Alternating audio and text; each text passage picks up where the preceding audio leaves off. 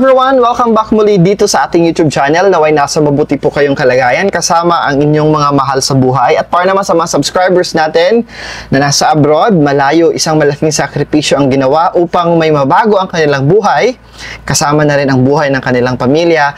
Dasal ko po lagi ang inyong kaligtasan. Naalin natin itong content natin na ito to make a recap sa mga kailangan na paghahanda para wala tayong makaligtaan, okay?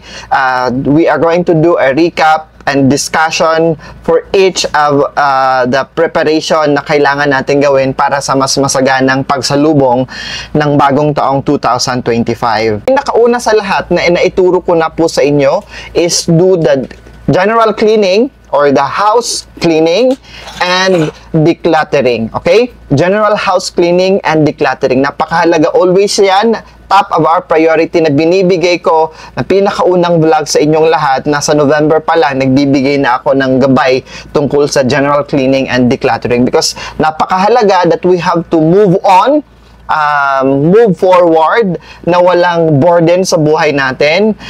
Tinatanggal natin yung mga lumang kagamitan, yung mga sirang kagamitan, yung mga gamit na hindi na kinakailangan at hindi na natin nagagamit dahil ito ang nagiging dahilan for the negative energy to stay sa loob ng ating tahanan. Kaya naman hindi tayo umuusad, hindi tayo lumalago because we keep on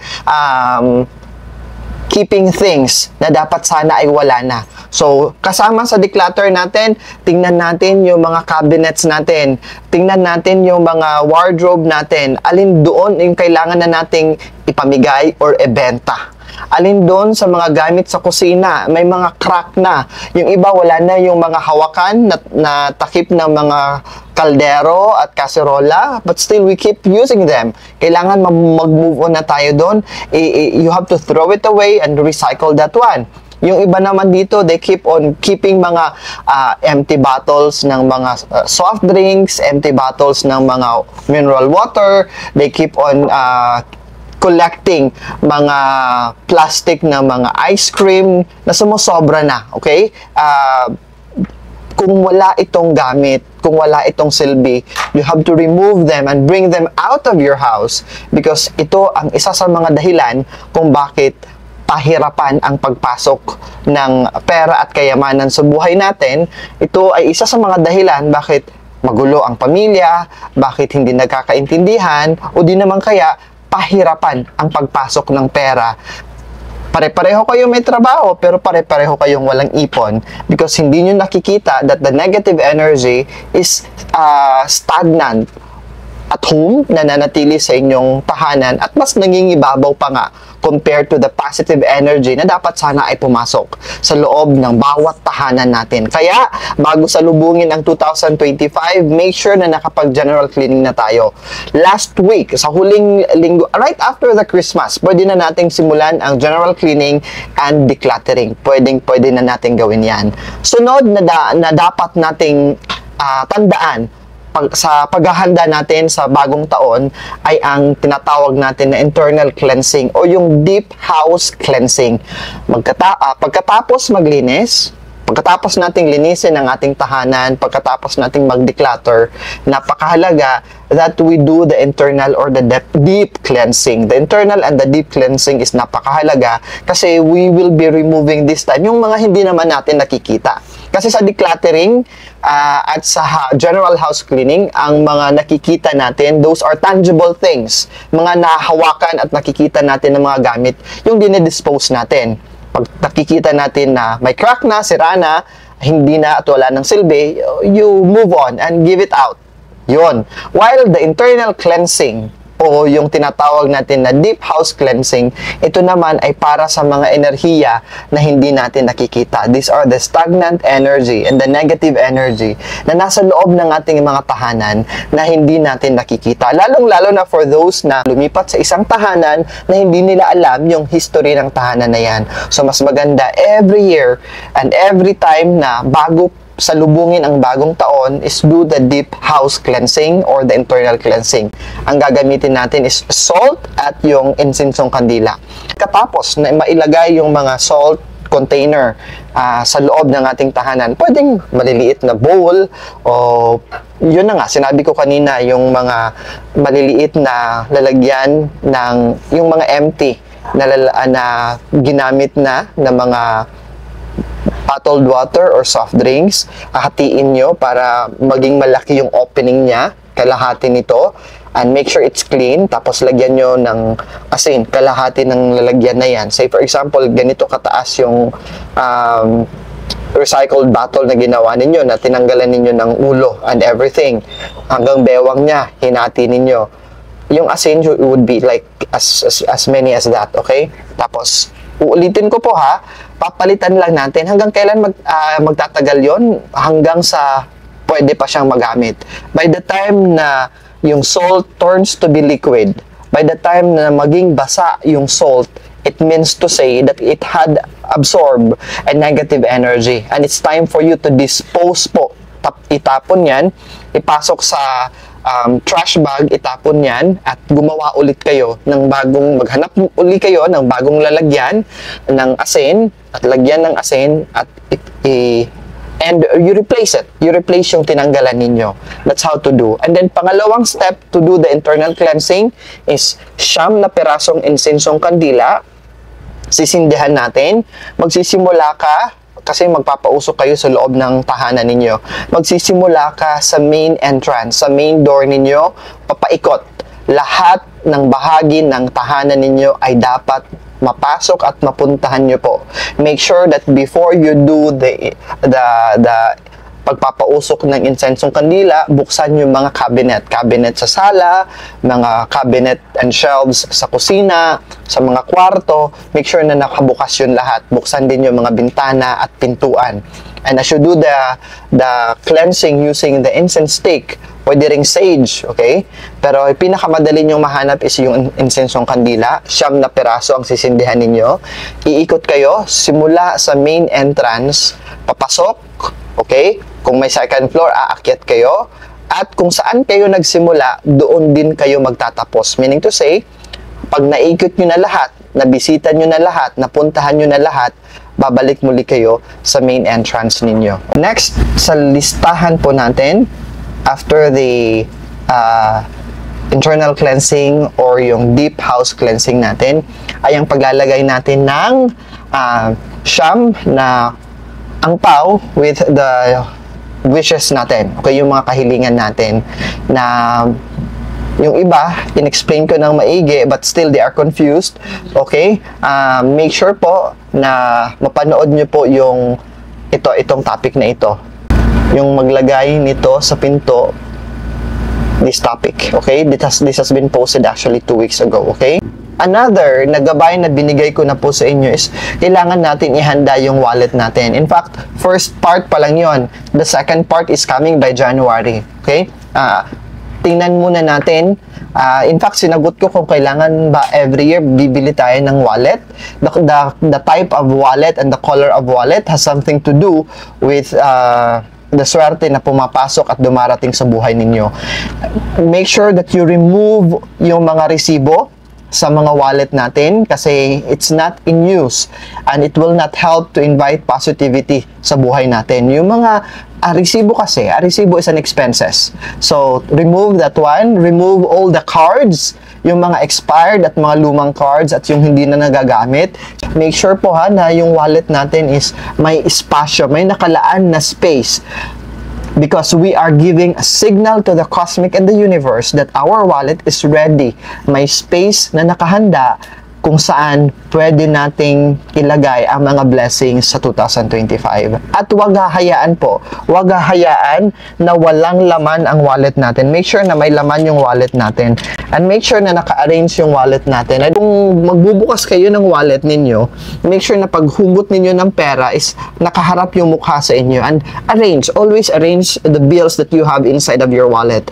From the smallest amount to the biggest amount, from 20 pesos Perang papel pa naman yata ngayon na 20 pesos, from 20 pesos or 50 pesos down to hundreds to thousands. Ganun yung arrangement natin. At ano pa ba yung another preparation na dapat natin hindi makaligtaan? The Prosperity Bowl. Every year, may mga bago tayong dinadagdag, binabawas sa Prosperity Bowl depending on the preparation na kailangan nating ihanda. Okay? Ang purpose ng Prosperity Bowl is to attract abundance. That's why there's the word prosperous. Prosperity, kasaganahan. We wanted to invite kasaganahan sa buhay natin. That's why we have prepared a Prosperity Bowl. May mga nagtatanong, ano ba ang gagawin pagkatapos? Kailan ba ito gagawin? I have answered this already. Ngayon, I have mentioned about a bowl na mas mainam, kulay green or kulay gold, ceramic, porcelain, or clay pot made ang material nito. Pero kung wala talaga kayong option, you can make use of a glass, okay? Yung babasagin, okay na lang yon, okay?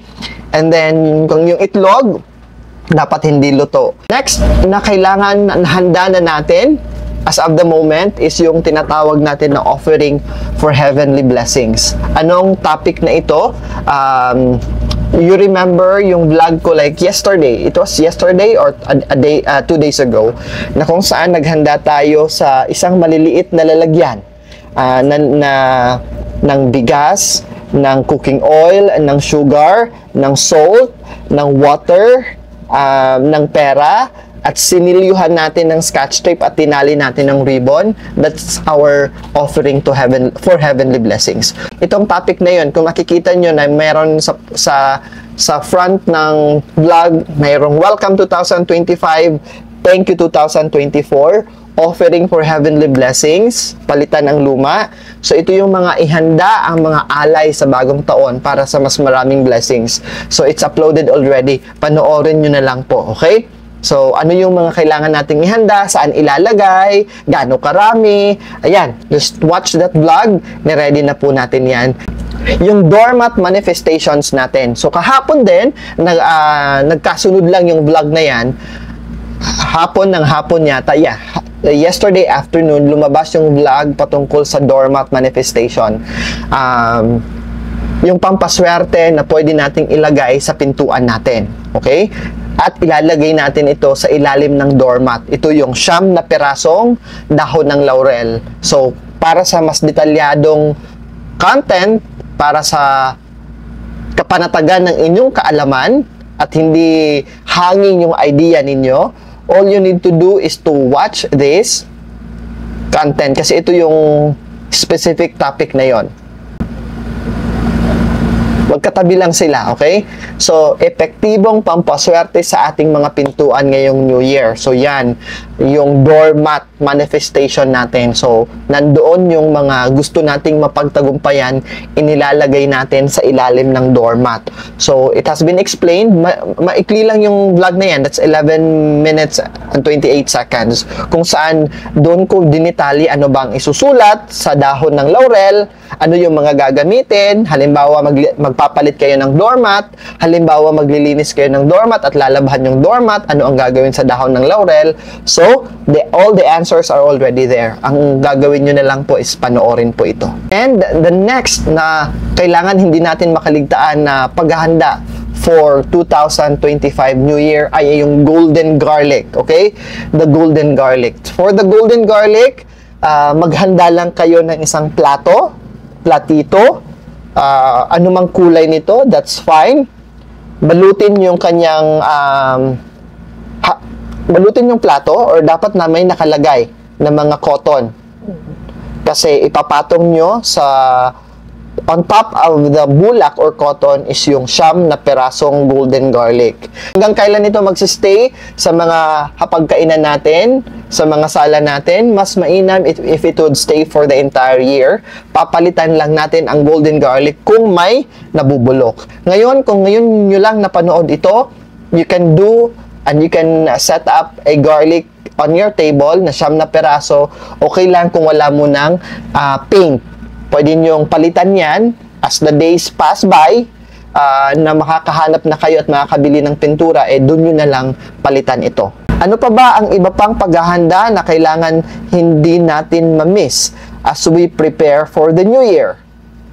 Kasama na dito ay ang bountiful basket of fruits. Okay? Bountiful basket of fruits. Sa bountiful basket of fruits, kailangan lang naman natin kumpletuhin yung 5 elements. Okay? The practical most way na pwede natin gawin is makumpleto natin yung 5 elements. Sir Franz, ano ba yung 5 elements? We have the wood, the fire, the earth, the metal, and the water.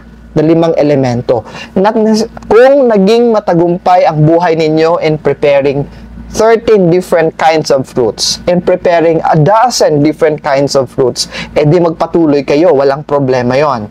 Now, if you wanted to try something new and you wanted to apply practicality dahil sa napakamahal na ng mga prutas sa mga oras na ito ngayon, okay, magbibigay ako ng example ng 5 prutas that represents the elements, the 5 elements na sinasabi ko. So, pwede kayong maghanda to represent water element, grapes. Okay?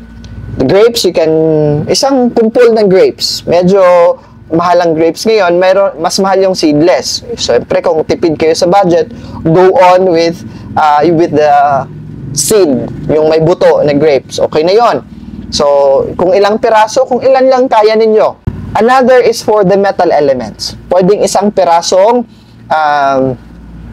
melon that represents metal element. Kung walang melon, mahal ang melon, pwede kayong humanap ng peras. So, isang pirasong peras, okay na yon. To represent naman the earth element, kung mayroong kayong mahanap na mangustin, yun din ang hinahanap ko ngayon, isang pirasong mangustin. Kung wala, pwede nating alternative si kiwi, kulay brown. That's the earth element. For the fire element, ito si fire element, marami tayong option dito. Okay?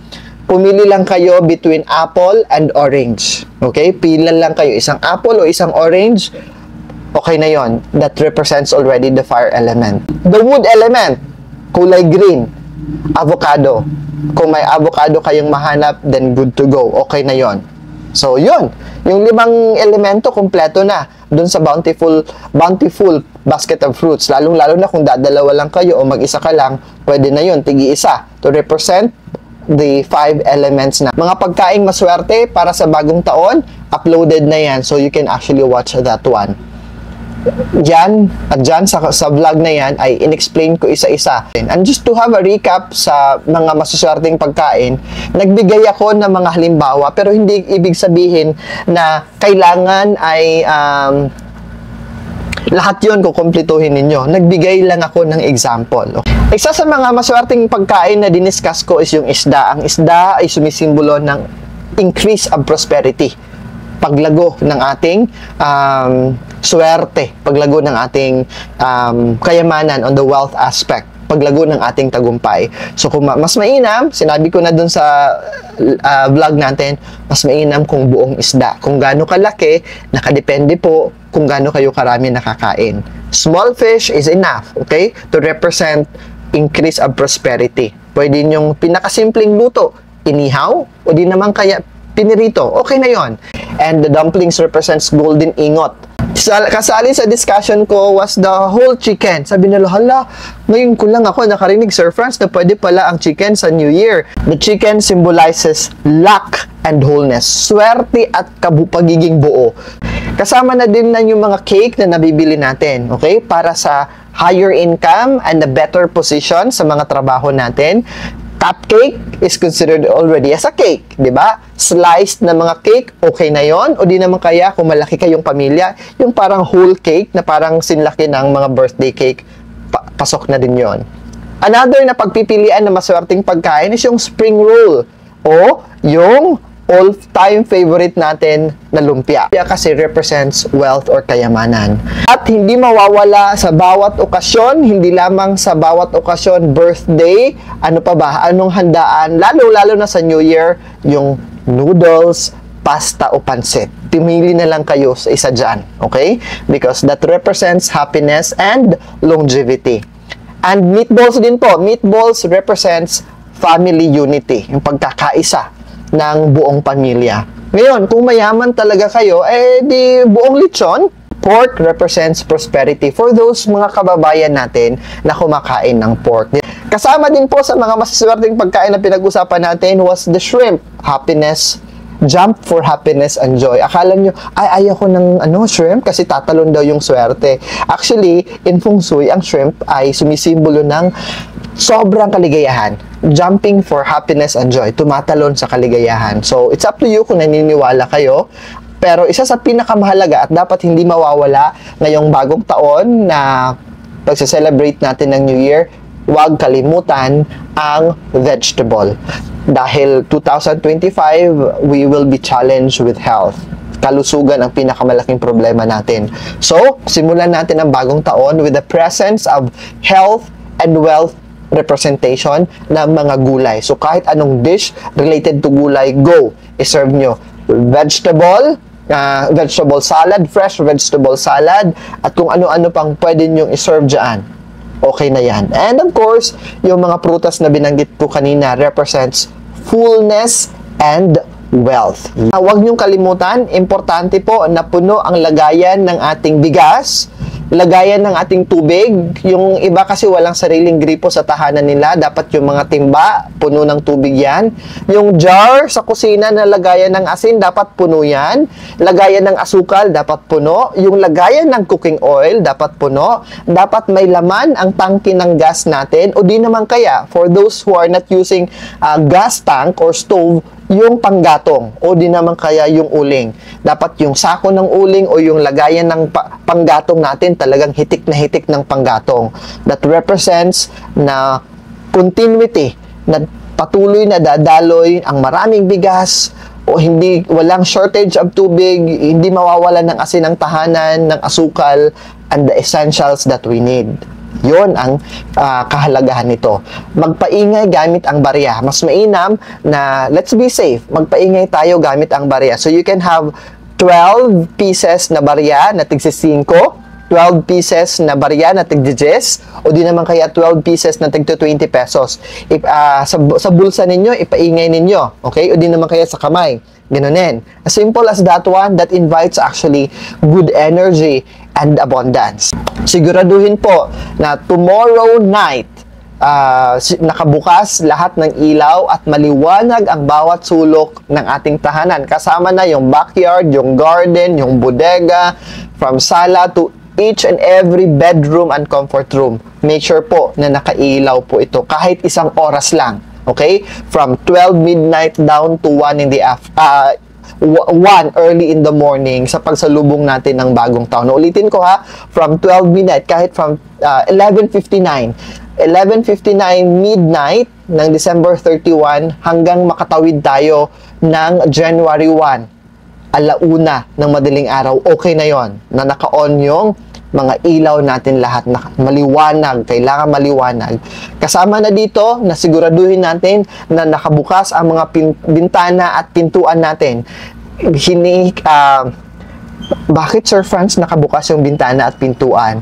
This, we give signal to the cosmic and universe, handa na kaming i-welcome.